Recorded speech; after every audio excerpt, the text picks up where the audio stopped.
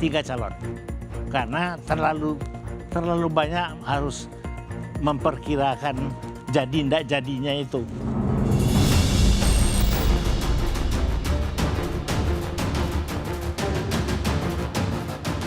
Hari ini jangan sampai ada pengaturan siapa yang boleh maju dan siapa yang tidak boleh maju. Karena itu bukan diatur oleh pemerintah. Pepes ikan dengan sambal terong semakin nikmat, tambah daging empal. Orangnya diteropong KPK karena nyolong.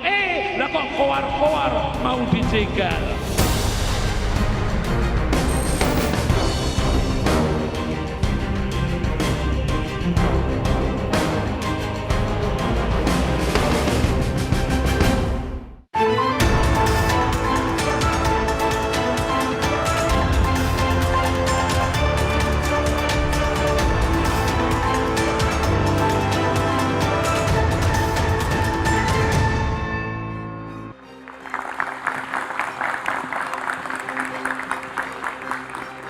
Selamat malam saudara, suhu politik kembali naik. Adalah Adian Apitupulu yang dianggap memantik. Adian mengatakan pemilihan presiden 2024 hanya akan diikuti oleh 2 pasangan capres minus Anies Baswedan.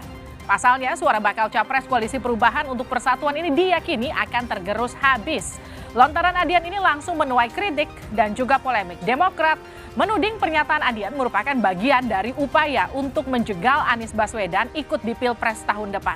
Nasdem bahkan menuding Adian merupakan salah satu aktor dari operasi agar Anies tak bisa ikut kontestasi. Pernyataan Adian disampaikan di tengah ketidakharmonisan Koalisi Perubahan terkait bakal cawapres Anies Baswedan. Benarkah Anies tak jadi melenggang dan Pilpres 2024 hanya akan diikuti oleh 2 pasangan? Kita akan bahas bersama dengan sejumlah narasumber pada malam hari ini. Tepuk tangan yang meriah untuk narasumber saya. Adian Apitupulu, politisi PDI Perjuangan, selamat malam. Selamat malam. Rusli Effendi, Wakil Ketua Umum P3, selamat malam. Assalamualaikum, selamat malam. Waalaikumsalam. Diska Putri Pamungkas, juru bicara Partai Demokrat, selamat malam. Jakfar Siddiq, Wakil Sekjen Partai Nasdem, selamat malam. Selamat malam, Assalamualaikum warahmatullahi wabarakatuh. Waalaikumsalam, dan juga teman-teman mahasiswa dari UPN Veteran Jakarta, Sekolah Tinggi Ilmu Hukum IBLAM, Unika Atmajaya, Universitas Trisakti, Politeknik APP Jakarta, dan Politeknik Negeri Jakarta. Saudara, inilah 2 arah. Saya Liviana Charlisa.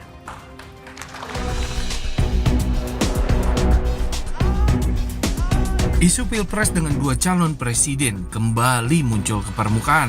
Pernyataan politisi PDI Perjuangan Adian Apitupulu jadi pemicunya.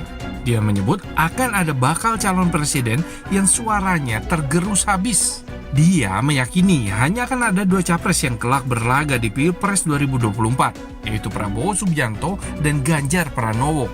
Nah, sementara Anies Baswedan akan gembos dan gagal melaju jadi calon presiden. Pernyataan itu pun langsung memancing reaksi Koalisi Perubahan.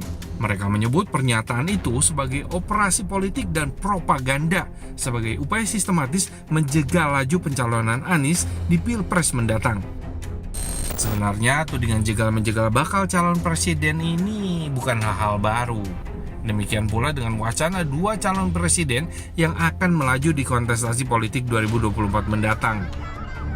Teman-teman kita ini yang berjuang ini pasti tidak akan membiarkan ini menjadi 4 ataupun kalau bisa jangan 3. Jangan 3. Jangan 3 calon.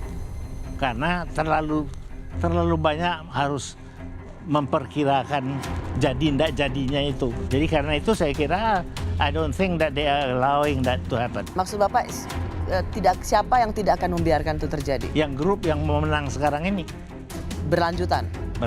Koalisi keberlanjutan. Ya. Jadi lebih baik 2 nama, bukan 3 nama. Ya, betul.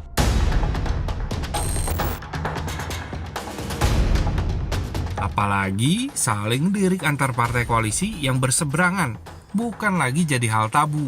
Ditambah proses PK Muldoko belum juga ketok palu yang bukan tidak mungkin ini bakal jadi batu sandungan bagi Anies untuk menjelang Pilpres 2024. Hari ini jangan sampai ada pengaturan siapa yang boleh maju dan siapa yang tidak boleh maju. Karena itu bukan diatur oleh pemerintah, itu diatur oleh partai-partai politik atas aspirasi rakyat. Bila rakyat menginginkan si A menjadi calon, izinkan negara ini memberikan kesempatan kepada mereka untuk memperjuangkan. Nah, di tengah klaim adanya pihak-pihak yang ingin menggoyang eksistensi koalisi perubahan, lalu bagaimana nasib pencapresan Anies Baswedan di Pilpres 2024 mendatang?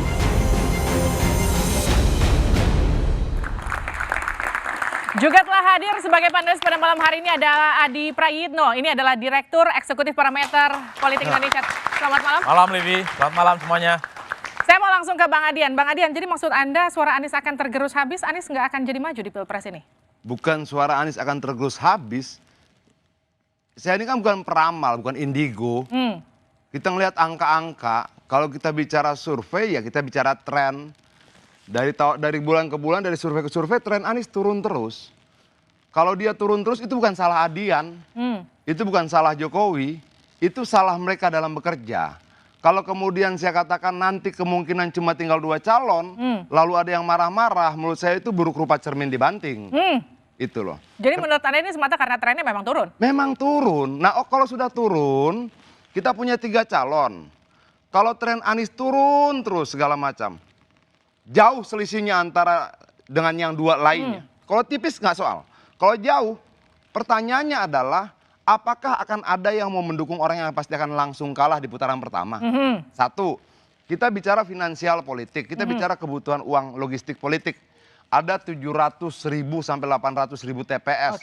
Kalau kemudian satu TPS itu dari rekrutmen saksi, pelatihan saksi, uang saksi, makan saksi dan bla bla bla, habis 3 juta rupiah saja, itu habis 2,1 triliun.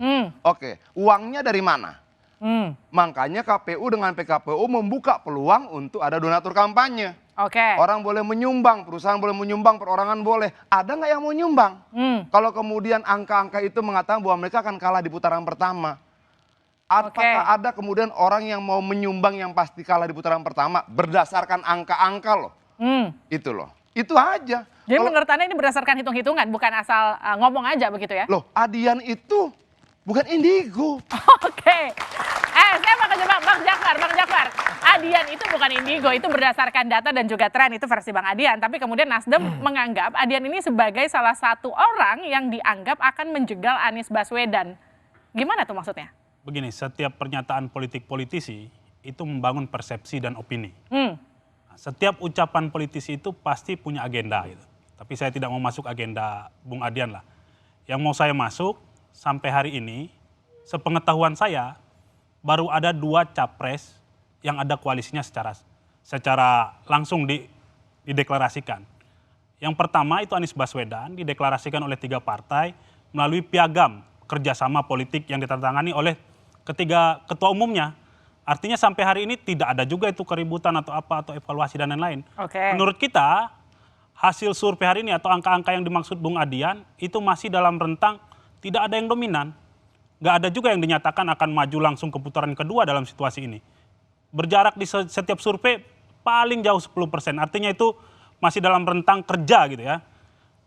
Pilpres kita itu masih sekitar ya 7 bulan, 8 bulan. Artinya hari ini tuh masih pemanasan, warming up. Kalau olahraga ini masih untuk melahirkan keringat-keringat kecil. Jadi Bang belum Jakfar, pertandingan sesungguhnya. Anda nggak terima ya kalau dibilang suara Anies berpotensi tergerus habis?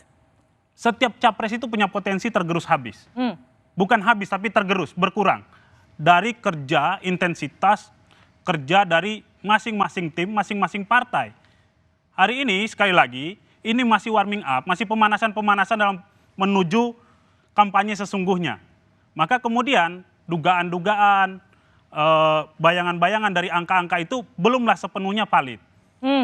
Bahkan kalau kita bicara survei itu di pertanyaannya kan jika pilpres atau jika pemilu dilaksanakan hari ini, yang setiap hari itu bisa berubah. Tergantung opini, tergantung situasi, isu yang sedang berkembang. Nah, di sana menurut saya. Jadi sekarang isunya tidak menguntungkan Anies Baswedan, makanya kemudian trennya turun? Bukan, isunya capres lain sedang, baru ada yang deklarasi, baru ada yang dibawa kemana-mana gitu kan. Pak Anies sedang tidak berkeliling secara masif untuk kampanye. Saya boleh nanya nggak langsung? Boleh. Kalau kemudian surveinya Anies sampai 13% doang gimana? Kapan itu terjadi? Andai kata. Kita bicara kan begini. Begini dong. Kita Tidak bicara berandai-andai juga kita. Oke, kita bicara tren. Kita bicara tren. Survei itu yang salah satu yang dihitung adalah trennya. Ya. Naik, tetap, turun. Tren Anies ini turun. Oke, kalau dia turun bukan salah siapa-siapa. Bukan salah Jokowi, bukan salah Prabowo, bukan salah Ganjar. Bukan. Dia turun karena metode kerja. Dia turun karena pilihan isu. Dia turun karena tidak mampu menjelaskan pada publik. Dia turun karena banyak hal lain. Jangan kambing hitamkan orang lain. Oke, pertanyaan saya, kita pakai logika. Kita rasional. Kalau dia turun terus sampai angka 13%, terakhir sudah 14% loh. 13%, 9%, 8%, apakah tetap mau dukung? Kalau mau ya terserah, nggak apa-apa buat saya. Gini, Itu sampai hari ini, maka kita tidak menduga-duga. Ya. Dalam setiap momentum bisa juga politik itu berbalik. Bisa juga di kemudian hari nanti Pak Prabowo atau Mas Ganjar yang turun.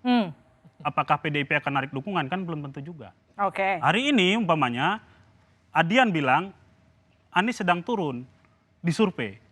Ada momentum politiknya, nanti mungkin Anies akan naik. Akan naik lagi. Ya bagus. Nah situasi ini maka kemudian tidak bisa kita duga-duga isu itu. Oke. Tidak bisa kita duga-duga hasil survei itu. Hasil survei itu nggak Nanti bisa kalau diduga-duga. kita duga-duga menjadi peramal kita kan nggak mau Oke. jadi peramal kan. Makanya Oke. saya kan ngelihat tren, Mas. Saya tuh ngelihat tren. Artinya bahwa tren inilah yang sedang kita bahas. Kalau kita bahas survei, kita bahas tren. Oke, kalau sampai Oktober November itu, kenapa Oktober November menjadi batas waktunya? Karena itulah pendaftaran capres dan cawapres. Kalau sampai Oktober November itu dia di bawah 15%, Oke. 14, 13, apakah masih mau mendukung? Nah itu Dia bisa pertanyaannya ke Diska. Diska, kalau misalnya ternyata trennya terus menurun, Demokrat masih setia nggak sama Anies? Insya Allah kita istiqomah Oh, bagus dalam dong. koalisi perubahan. Lagian juga Bang, ini mungkin izin nih sambil kita berdiskusi sedikit. Kita tahu bahwa selama ini kita meskipun survei ada di mana-mana, tapi tentu kita harus terus optimis. Pertama adalah karena di antara 3 kandidat capres yang saat ini gadang-gadang ada Pak Prabowo, ada Mas Ganjar, ada Pak Anies. Di antara ketiga itu yang memberikan alternatif perubahan di rezim kita ke depan adalah Pak Anies. Kita tahu bahwa Pak Ganjar saat ini adalah salah satu dari rezim keberlanjutan di PDIP. Saat ini kita tahu Pak Prabowo adalah anak buahnya Pak Jokowi di istana, di kabinet. Pak Jokowi adalah, Pak Prabowo Jangan adalah masuk Menhan situ, saya saat ini. pikir. Karena nanti Jadi dia saya bilang, pikir, mohon maaf Bang, maaf sebentar. Mbak, enggak gini maksudnya, saya tidak mau agresif. Tapi kalau Mbak masuk situ, saya akan bilang juga bahwa Anies itu mantan pecatannya, reshuffle-nya Jokowi. Tapi, Nah, tapi makanya setidaknya maksudnya Bang, jangan, sampai kita bahas- saat ini, kita sampai bahas saat tren ini partai survei saja. Oke. Gitu. Sampai saat ini kita berada sampai saat ini Pak Anies saat ini berada di koalisi perubahan dan perbaikan di mana di sana ada 2 partai setidaknya yang selama ini menjadi oposisi, yaitu ada Partai Demokrat dan PKS. Kemudian ada Nasdem yang ikut bergabung di sini. Jadi kita lihat bahwa saat ini semangat Pak Anies ini adalah semangat perubahan. Oke, jadi Ya, intinya jadi gini, kalaupun elektabilitasnya terus turun, Demokrat akan tetap ada di sana. Bagus. pilihan Konsisten. Pak Anies adalah alternatif perubahan yang selama ini kita idam-idamkan. Jadi nggak jadi evaluasi dukungan Demokrat? Partai Demokrat Mbak dan Mas Diska. Ahaye selama ini terlalu turun ke bawah dan mendengar ada keinginan untuk Iya. perubahan dari masyarakat. Iya. Jadi artinya gini, nggak Betul. jadi evaluasi dukungan. Tidak pernah ada evaluasi dukungan selama Ini ini. kalau dibilang katanya kemarin untuk mempercepat deklarasi cawapres itu bukan Itu bentuk bukan dari evaluasi evaluasi dukungan. dukungan, itu adalah cara kita untuk mengingatkan bahwa ini adalah karena kita di sini untuk merubah status quo. Oke. Kita di sini untuk menambah dukungan. Seperti tadi yang diingatkan juga oleh Pak. Oke, termasuk kalau Nasdem masukin nama Yeni juga nggak akan evaluasi Oh, dukungan. tentu saja kita selama Oke, ini tepuk sudah tangan dulu untuk buat Demokrat. kita sudah sangat konsisten untuk berada di koalisi perubahan dan perbaikan. Oke, sebentar saya mau ke Bang Rusli dulu. Bang, kalau misalnya artinya gini, sekarang Bang Adian bilang memang potensi Anies akan tergerus habis. Tapi artinya gini, kalau melihat proyeksi ke depan, Abang setuju dengan pernyataan Bang Adian atau memang akan melihat nanti akan tetap 3 poros? Saya melihat begini, era ini kan era metodologi ya. Survei itu kan metodologi. Jadi itu bicara fakta, bukan ilusi dalam data-data publik. Ya. Apalagi hari era milenial ya. Kan juga disurvei.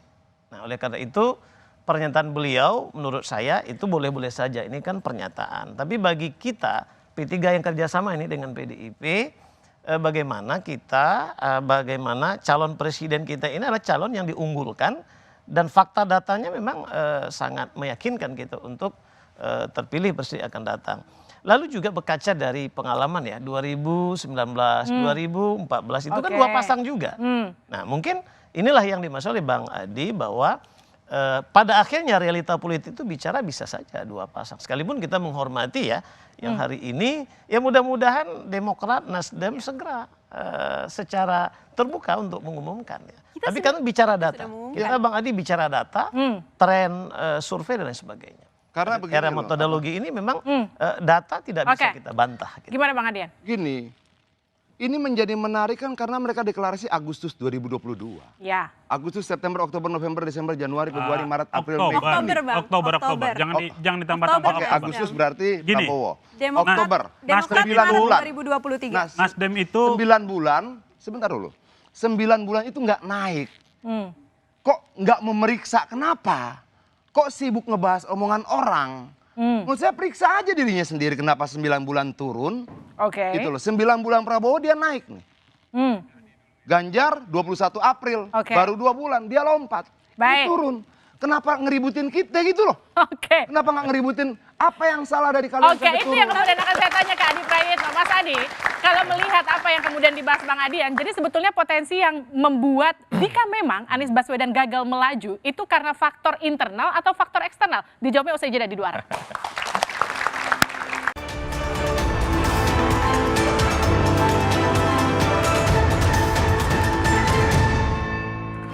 Anda kembali bersama kami di Dua Arah, Saudara. Pilpres 2024 hanya 2 capres. Nah, ini kemudian jadi pertanyaan ke Adi Prayitno. Jadi kalau misalnya betul Anies Baswedan itu kemudian tidak jadi melaju di Pilpres tahun ini, apakah memang karena faktor internal lebih dominan ataukah faktor eksternal? Ya, saya kira kalau kita bicara konteks diskusi malam hari ini tentu faktor internal. Jadi apa yang disampaikan oleh Adian Apitupulu itu sebenarnya adalah cywar, perang terbuka, bahwa Anies itu koalisi perubahan nggak ada apa-apanya. Jadi gembar-gembor selama ini itu tidak ada isinya. Satu misalnya elektabilitas Anies itu turun. Itu sangat memungkinkan partai-partai pengusungnya itu iman politiknya bengkok dan belok-belok ke tempat yang lain. Karena tidak mungkin akan terus mengusung Anies kalau memang trennya tidak positif dan mana mungkin misalnya Partai Demokrat dan PKS itu mendukung capres yang sangat mungkin kalah di 2024. Kan itu cywar sebenarnya. Kalau itu dibantah nggak soal, apalagi misalnya kita lihat Demokrat dan PKS rasa-rasanya memang agak sulit untuk bergoyang kan iman politiknya. Sampai kiamat sekalipun Demokrat sama PKS selalu mengatakan bahwa mereka akan tetap berada di kubu perubahan. Oleh karena itu, apakah Anies bisa maju ataukah bisa tidak ya tergantung Demokrat dan PKS. Nah yang kedua, batu uji koalisi perubahan ini kan sebenarnya sekarang ada Demokrat dan di Nasdem. Kata Demokrat bukan tidak mungkin mereka akan mengevaluasi kalau memang cawapres yang dipilih oleh Anies itu tidak bisa mendongkrak ke elektabilitas Anies dan tidak bisa mengunci kemenangan. Tapi ingat, kalau AHY yang tidak dipilih atau AHY yang dipaksa disorongkan oleh Demokrat, siapa yang bisa menjamin Nasdem akan tetap solid dan akan terus menjadikan AHY sebagai pilihan politik? Karena politik kita ini kan terang benderang, ada gosip, ada info. Kalau AHY yang disorongkan oleh Demokrat ngotot dan diterima, ya justru Nasdemnya yang tidak akan semangat. Kan itu yang sebenarnya yang akan dilihat. Jadi pernyataan Adian ini sebenarnya tidak terlampau menghitung bahwa proses perubahan itu tidak akan terwujud mendaftar di KPU di bulan Oktober. Nanti kita minta responnya. Tapi saya mau putarkan dulu pernyataan dari Roma Hurmuzi, Ketua Majelis Pertimbangan P3. Soal kalau misalnya paslon itu yang maju cuma 2, itu hitung-hitungannya akan lebih murah budgetnya. Kita lihat ini dia. Presiden kan ingin kontestasi besok itu mudah dan murah. Gitu. Kan kalau 2 paslon itu berarti 1 putaran. Negara tidak perlu keluar terlalu banyak anggaran lagi untuk putaran kedua. Yang kedua juga kalau 2 paslon ini kan masyarakat tidak berlama-lama terbelah. Tapi kalau 3 paslon ini kan yang pertama belahan menjadi 3. Setelah itu nanti mungkin belahan yang kalah dan tidak masuk ronde final, dia akan terbelah lagi entah menjadi 2 atau mungkin mengelompok ke 1 saja. Mbak Diska, mudah, murah kalau 2 paslon, Anda setuju nggak? Begini Mbak, ini saya di sini mewakili juga politisi-politisi muda. Kita ingin tentu ada demokrasi yang benar-benar sesuai dengan demokrasi secara ini mewakili umum. Demokrat apa mewakili apa nih? Politisi ini muda, termasuk politisi muda di Nasdem, di P3. Oh iya, saya merasa gitu. bahwa Ini klaim yang berbahaya ini. saya mewakili mewakili generasi muda di sini. Yang saya merasa bahwa selama ini kita selalu disibukkan dengan 2 pasangan calon atau 3 pasangan calon. Padahal sepertinya Bang Adian lebih paham karena Bang Adian adalah aktivis 98 yang memperjuangkan reformasi. Salah satunya adalah esensi dari demokrasi adalah membiarkan masyarakat untuk memilih jalannya sendiri. Dan itu adalah kita tahu bahwa sekarang yang punya kesempatan untuk menjadi capres cawapres itu adalah yang sesuai dengan konstitusi dan memenuhi persyaratannya siapapun dan berapapun putarannya. Jadi kalau menurut saya ini kita harus kembali lagi pada semangat dan esensi demokrasi yang kita bangun dari dulu. Bahwa harusnya kalau 2 putaran 3 putaran itu adalah biarkan rakyat yang memilih. Saya tuh nyampaikan gini loh Mbak, saya tuh nyampaikan data survei. Dijawab sama harapan. Harapan yang berbasis pada keberuntungan. Kalau kemudian ada salah ucap, kalau kemudian ada begini dari calon yang lain, nggak begitu dong diskusi kita. Tapi tentu saja data survei juga menunjukkan bahwa tidak semua orang itu adalah suka dengan kepemerintahan Jokowi.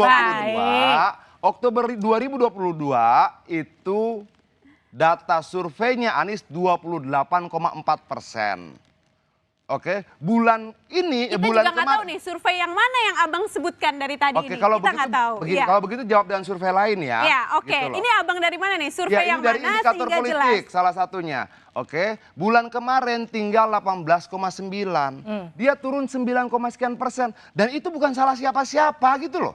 Dan ini nggak ada hubungan dengan Adian aktivis reformis atau bukan, nggak ada hubungannya. Ya tapi kan kita yakin masih ada margin of error dan masih ada waktu ke depan untuk jawablah dengan data lagi. Gini loh Mbak, kita tuh mau diskusi yang sehat. Sebentar, saya sampaikan kenapa saya ngomong begini, ini loh basic datanya.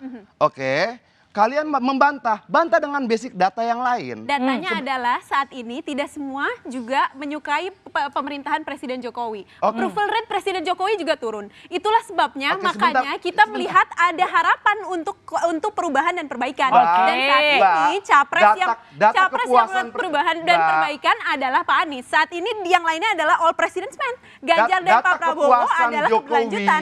Data kepuasan rakyat pada Jokowi 82%. Masih ada 14% Bang, dan kita masih yakin untuk melakukan perubahan dan perbaikan. Itu data kepuasan tertinggi yang pernah diraih oleh Presiden sejak kita mengenal pemilihan langsung. Nggak gini maksud saya, jangan debat kusir deh. Saya bilang data survei. Oke, kamu tanya lembaga apa, indikator. Mau bantah, kasih lembaga lain. Oke, kamu bawa kemudian pada persoalan ketidakpuasan rakyat 82%, lalu kamu bilang masih ada sekian belas persen. Nggak begitu cara kita ngomong. 82% itu adalah tingkat kepuasan tertinggi Presiden sejak kita mengenal pemilihan langsung. Tapi politik itu bukan hanya berdasarkan data Bang, tapi semangat yang kita akan bawa ke depan. Enggak. Gitu. Semangat isu kerja itu tertuang dan termanifestasi dalam elektabilitas. Jadi jangan kita debat kusir, kita punya semangat, iya.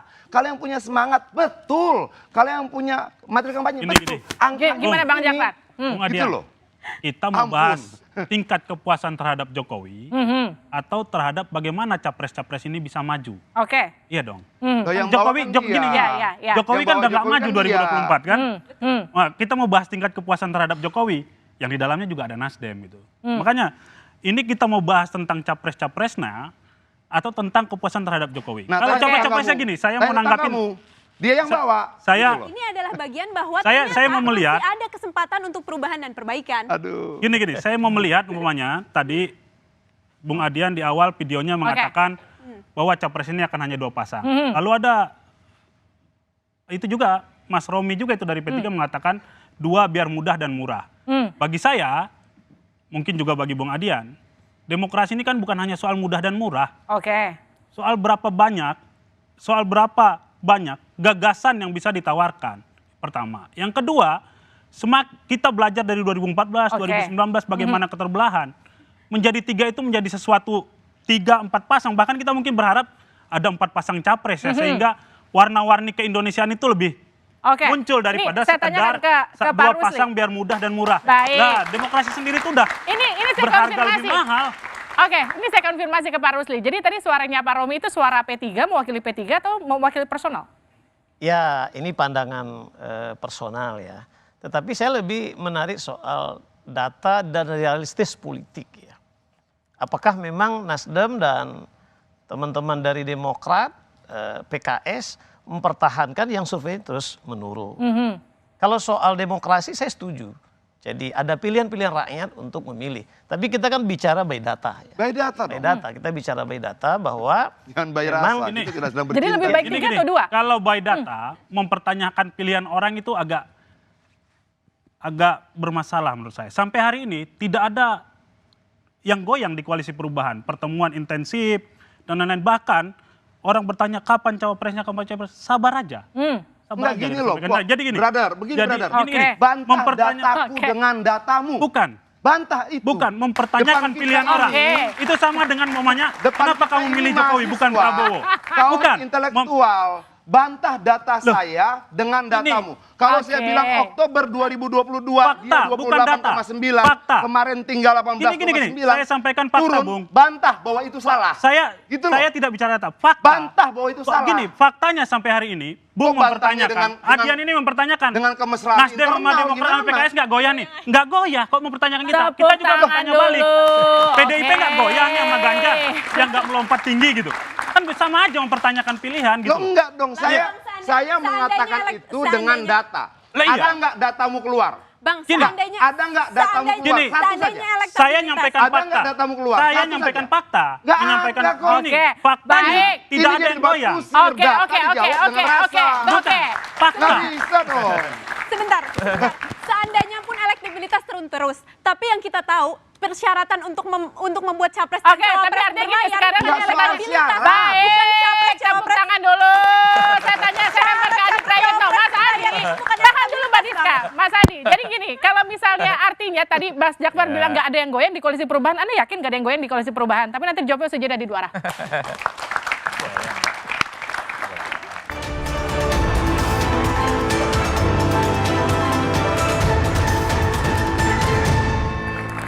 Anda kembali bersama kami di Dua Arah, Saudara. Benarkah Pilpres 2024 hanya akan diisi dua capres? Saya tanyakan tadi ke Adi Prayitno. Jadi Mas Adi, kalau tadi Jakfar bilang nggak ada yang goyang di koalisi perubahan, Anda yakin nggak dengan pernyataan itu? Ya kalau bicara goyang pasti goyang ya. Ya buktinya sampai saat ini bagaimana Demokrat soal posisi capres kan tidak menentu. Tapi saya tertarik untuk mengomentari apa yang disampaikan Bang Adian yang berdebat dengan teman-teman kubu perubahan ini ya. Prinsipnya kalau memang iman politik kubu perubahan itu kuat ya nggak perlu didengarkan omongan Adian itu perlu nggak penting. Tapi kan rasionalisasinya apa mungkin Demokrat PKS ini akan mengusung yang memang calon presidennya itu akan tenggelam, akan kalah, kan itu pertanyaan-pertanyaan yang mestinya tidak terlampau gusar. Kalau boleh saya bantu nih kubu perubahan, kalau kita membaca logika survei misalnya saat ini ada yang disebut dengan undecided voter, ada sekitar 12% masyarakat kita itu masih belum menentukan pilihan politik, itu bisa milik Anies semua atau bisa milik Ganjar Pranowo atau milik Prabowo Subianto. Atau misalnya kubu perubahan mengatakan bahwa ada yang disebut dengan swing voters. Swing voter itu adalah orang yang sebenarnya sudah menentukan pilihan hari ini, tapi iman politiknya bisa berubah. Angkanya signifikan, 15%. Artinya gini, masih mungkin elektabilitas Anies Baswedan akan merangkak naik meninggalkan Betul, dua rekan artinya koalisi apa? lain. Orang Oke, itu yang saya belum lempar ke memilih. Nah Bang makanya Adian. itu yang disebut Bang. Adian sebenarnya. Yang Gimana, ingin gimana? disampaikan secara terbuka. Artinya apa? Ini kan Bang Adian ingin mengatakan ada data survei. Kok rasa-rasanya perubahan ini akan nyungsep, akan tenggelam? Ya karena calonnya turun dengan sendirinya dan tidak perlu menyalahkan orang lain. Oke, tapi Kan, kalau menurut kalau Bang perlu Adi tadi dibantu masih kan ada begitu swing voter argumennya. sekitar 15% yang masih mungkin untuk mendongkrak elektabilitas Anies Baswedan. Gimana? Itu yang harusnya jawaban mereka.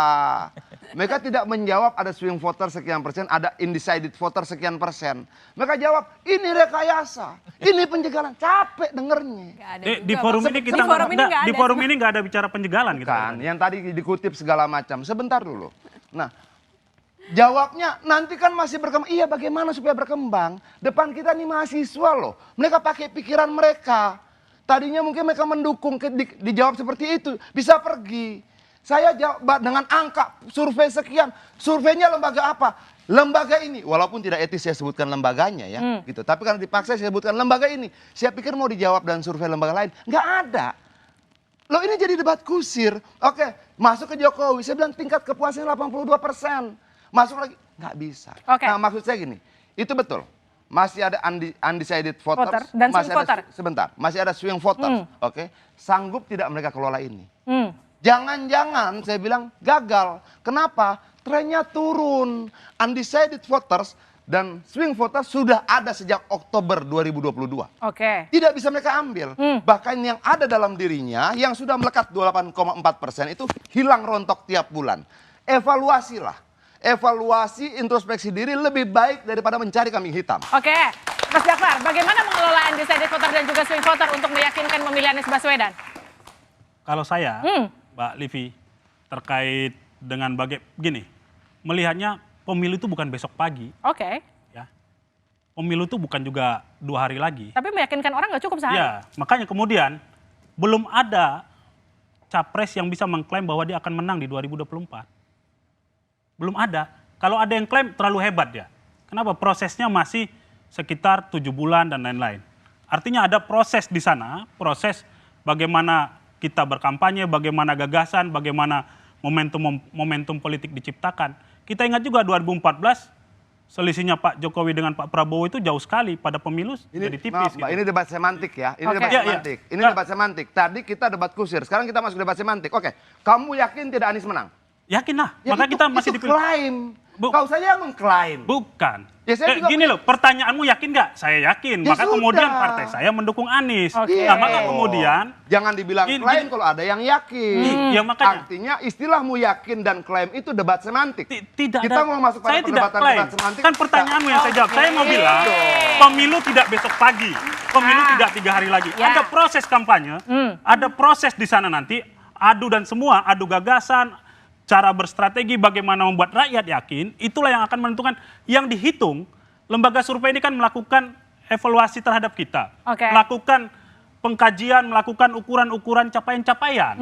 Maka kemudian, di kemudian hari, sekali lagi saya nyatakan, pertanyaannya jika Pilpres dilaksanakan hari ini, bukan 6 bulan lagi, hari ini, maka kemudian jika dilakukan hari ini, sekian milih si A, sekian milih si B.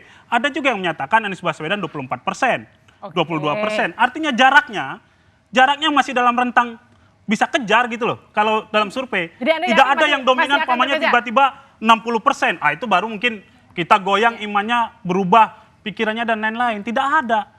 Ini masih di bawah 40 semua, di bawah 35 malah. Oke, Pak Rusli, Pilpresnya masih jauh, jadi masih ada mungkin suara yang terbalik nanti. Begini ya, ini kan kita bicara fakta politik ya. Yang disurvei juga anak-anak muda, aktivis, mahasiswa. Terus isu yang dimainkan terus perubahan-perubahan. Tapi juga artinya menurun ya. Ini kan kita bicara realita, fakta, data begitu ya. Karena itu bahwa isu perubahan yang dijual dengan segala macam, ternyata juga kepuasan publik terhadap kepemimpinan sekarang yang kalau kita sebut keberlanjutan ke depan, itu artinya tertarik masyarakat fakta-fakta yang dikerjakan pemimpin hari ini. Nah karena itu memang anak-anak muda juga kalau memang gagasan, ide yang dijual oleh koalisi perubahan, tentu surveinya semakin menarik. Jadi menurut Pak Rusli, ide untuk perubahan itu nggak menarik bagi pemilih?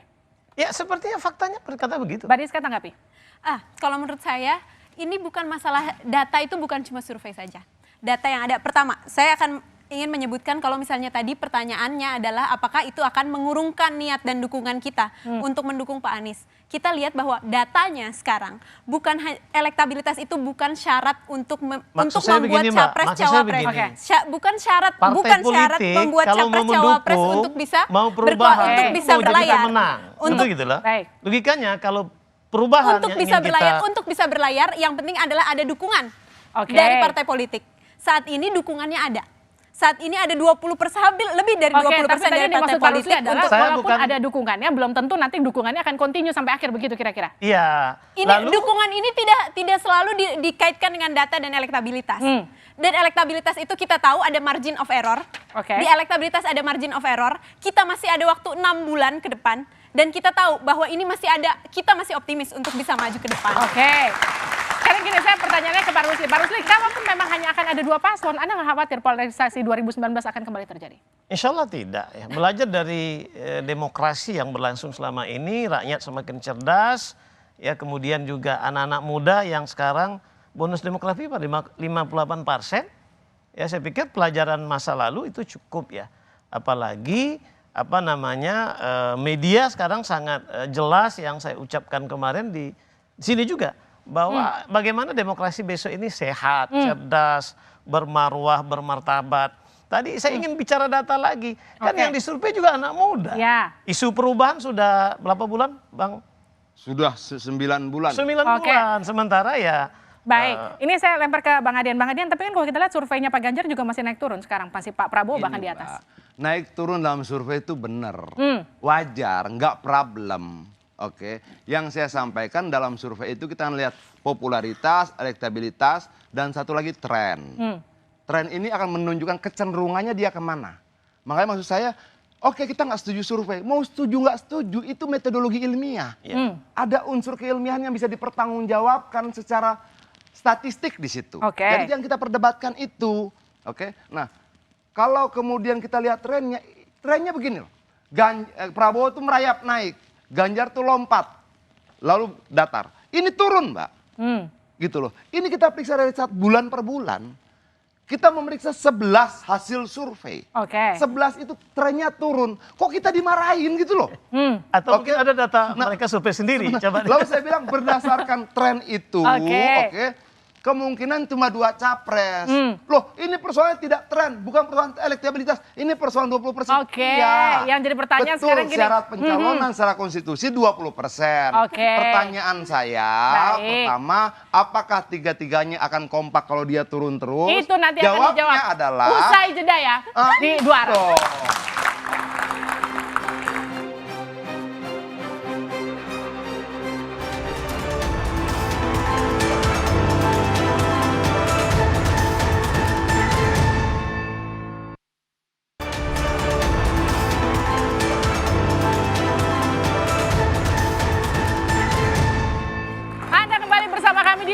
Betulkah Pilpres 2024 hanya akan 2 capres? Tadi pertanyaan dari Bang Adian untuk Bang Jakfar. Jadi kalau memang nanti trennya akan terus turun, apakah memang Nasdem akan tetap setia di Koalisi Perubahan? Kalau pertanyaannya apakah akan terus turun, saya malah mau balik. Anies itu juga pernah paling tinggi surveinya ketika Nasdem selesai mendeklarasikan. Kebalik lah logikanya. Pernah. Ya kalau tinggi emang mau dukung. Pernah, gini, saya mau sampaikan pernah paling tinggi. Dan kemudian melandai turun dianggap gitu. Sampai hari ini, apa yang terjadi dalam proses ini, Nasdem, Demokrat, dan PKS semakin kompak dalam proses bagaimana membangun. Sekali lagi, pemilu bukan terjadi besok ya. Kita sedang membangun bagaimana capres kita bisa menang di pemilu 2024. Tentu semua, seperti kata Bang Rusli tadi, semua ingin menang. Kita juga sama, ingin menang. Sekali lagi, survei ini adalah evaluasi musiman atau gradual gitu ya, yang terjadi per bulan, per 3 bulan, per 4 bulan, dan lain-lain. Tentu itu menjadi catatan kita. Saya tidak membantah bahwa itu tidak benar, tidak. Data, sekali lagi, survei itu data ilmiah yang menjadi patokan untuk melakukan gerakan. Tapi artinya tetapkan di sana, Bang. Survei tidak bisa dimarahi. Oh gitu. Kalau ini jangan marah sama siapa-siapa, marah diri sendiri. Yang menjadi masalah kemudian, kalau setiap yang di luar koalisi ini mengatakan bahwa, oh 2 pasang saja, karena ini nggak naik, oh 2 pasang saja. Itu benar-benar pembangunan persepsi dan opini tentu saja. Kalau hanya sebatas itu, kalau kemudian mari kita bertanding, mari kita lihat nanti bagaimana prosesnya, kan Pilpres itu dimenangkan oleh keputusan KPU. Ya kan? Dimenangkan oleh keputusan KPU, siapa yang menang, siapa yang lain, dan lain-lain. Sampai di situ. Maka kemudian yang perlu kita lakukan, survei itu mensurvei seluruh lapisan masyarakat. Dari yang paling tua sampai yang paling muda yang punya hak pilih. Maka kemudian tugas para capres, tugas timnya adalah menyampaikan gagasan-gagasan, menyampaikan ide-ide tentang perubahan, tentang Indonesia di masa depan. Nah sekarang saya ke Pak Rusli. Pertanyaannya kurang lebih sama, tapi pertanyaan untuk P3, kalau memang P3 nggak dapat kursi cawapres, apakah masih bersama dengan PDIP? Kemarin saya katakan, bagi kita kerjasama sudah segala-galanya. Ya tapi kalau meskipun nggak dapat kursi tetap segala-galanya. Ya kita menawarkan kader kita itu kan hal wajar. Jadi oleh karena itu kita insya Allah tetap bersama, istiqomah kan istiqomah. Lalu soal tadi ya, mungkin saya sebelum statement saya terakhir, saya kasih pantun dulu nih. Boleh. Ini nggak boleh menutup kata-kata. Tanpa pantun ya. Pergi ke pasar, impres di Simpang 4. Cakep. Ya kalau di real sesuai ya. Untuk membeli baju dan jamur. Oke. Ya. Semoga terpilih presiden yang hebat supaya Indonesia semakin maju dan insya Allah semakin makmur. Tepuk tangan untuk Pak Rusli. Cuman saya ingin komentar sedikit bahwa saya ingin mencerdaskan anak-anak muda ya. Saya juga milenial barangkali ya. Kolonial. Ya begini, dengan segala program, dengan segala jualan perubahan, tapi faktanya seperti itu. Tapi kita menghormati ya. Kita lebih banyak ada pilihan, saya pikir rakyat bisa memilih. Tapi kan kalau bicara data, metodologi, itu udah ilmiah. Baik, itu pertanyaan untuk Diska kemudian nanti selanjutnya. Bagaimana kemudian memastikan Anies akan tetap maju, tidak digombosi oleh internal sendiri? Kami sendiri optimis dan selalu istiqomah bertiga untuk melaju dalam koalisi perubahan dan mendukung Pak Anies menjadi capres dan cawapres. Kita masih punya 6 bulan. Kita lihat dan meski AHY nggak jadi cawapres? Sesuai dengan yang dikatakan sebelumnya bahwa itu adalah hak prerogatif presiden, hak prerogatif capres untuk menentukan cawapresnya. Kita tidak mau politik dagang sapi, yang penting adalah capres dan cawapresnya maju yang sesuai dengan duit tunggal, karena kita ingin bukan hanya nanti kalau misalnya presiden berhasil menjadi presiden, juga menjadi presiden yang berhasil. Selain itu juga kita tahu bahwa kita masih punya 6 bulan, kita masih ada. Seperti yang Bang Adian bilang, survei naik turun boleh, boleh. Tapi yang penting adalah semangat kita. Kita tahu sekarang pengangguran lebih banyak, ekonomi, harga barang pokok mahal. Gimana kita nggak minta perubahan? Kita harus melakukan perubahan dan perbaikan di sini. Bang Adian, kalau misalnya memang Anda yakin Anies akan tergerus habis, Anda juga yakin Ganjar akan melampaui Prabowo nanti? Kita bicara kalkulasi ya. Oke, kalkulasi dari rentang waktu dan sebagainya. Boleh diuraikan sedikit? Oke, ini. Ganjar baru 2 bulan, Prabowo sudah 11 bulan. Kalau saya salah dikoreksi. Oke, Ganjar masih gubernur Jawa Tengah. Dia baru berputar-putar di 10 provinsi. Itu angka-angka, itu data-data. Prabowo menteri, dia berputar-putar seluruh Indonesia. Sebentar. Anies sudah sampai Hong Kong dan Australia. Ganjar masih berputar-putar 10 provinsi. Sudah nomor urut 2 dengan selisih 3%. Maksimal di dalam... tendensius Hong Kong dan Australia itu loh, nggak sampai ke sana. Tenang Bang. Nanti kita kasih fotonya di luar. Saya punya fotonya. Gitu loh. Nggak apa, jangan dibantah. Nanti kita buka fotonya di sini lebih ribet lagi. Nah, dengan sisa rentang waktu ini, dengan ruang kampanye tingkat popularitas yang masih di bawah 87%, ruang dia untuk meningkatkan elektabilitas masih sangat besar. Kalau pertanyaannya apakah yakin? Yakin. Keyakinan saya berdasarkan apa? Angka-angka itu. Singkat saja ya Bang Adi, keyakinan Bang Adian berdasarkan angka-angka, karena memang kan deklarasinya masih baru sebentar. Tapi apakah kemudian ditambah deklarasi cawapres akan mendongkrak elektabilitas semua pihak? Ya pasti, apalagi misalnya Jokowi itu maksimal dan secara total menyebut Ganjar adalah capres dari PDIP dan Jokowi sebagai kader PDIP akan total. Itu membuat Ganjar pastinya akan bouncing ya. Cuman satu hal yang pasti, apa yang disampaikan Bang Atian sama Bang Rusli, ini menganggap teman-teman kubu perubahan ini nggak terlampau penting sebenarnya. Kenapa gitu? Satu, mereka ini akan kempes dan akan kalah sekalipun iman mereka solid dan maju pilpres. Karena dari data-data disampaikan oleh Bang Adian, ya sekeras apapun mereka memperjuangkan Anies Baswedan, sekeras itu juga mereka akan kalah. Ini klaim politik dan perang politik. Tinggal ditunjukkan nanti bahwa ini akan terbalik. Kira-kira begitu. Saudara, pemilihan presiden 2024 tinggal 8 bulan ke depan. Pesta demokrasi ini seharusnya tak hanya jadi ajang unjuk kekuatan, namun juga adu ide dan gagasan. Tak hanya sibuk membicarakan peta kekuatan, namun juga nasib bangsa di masa depan. Pemilu harus jadi pesta demokrasi di mana semua orang bisa bersukaria dan menikmati perhelatan ini berapapun pasangan calon yang akan berkontestasi. Mau 2 atau 3, selama tidak ada upaya menghalang-halangi setiap anak bangsa untuk bisa berpartisipasi dalam proses suksesi di negeri ini. Sukseskan pemilu 2024 dan tetap di Kompas TV independen terpercaya. Untuk mengetahui informasi seputar pemilu 2024, saya Liviana Charlisa. Kita ketemu minggu depan. Sampai jumpa.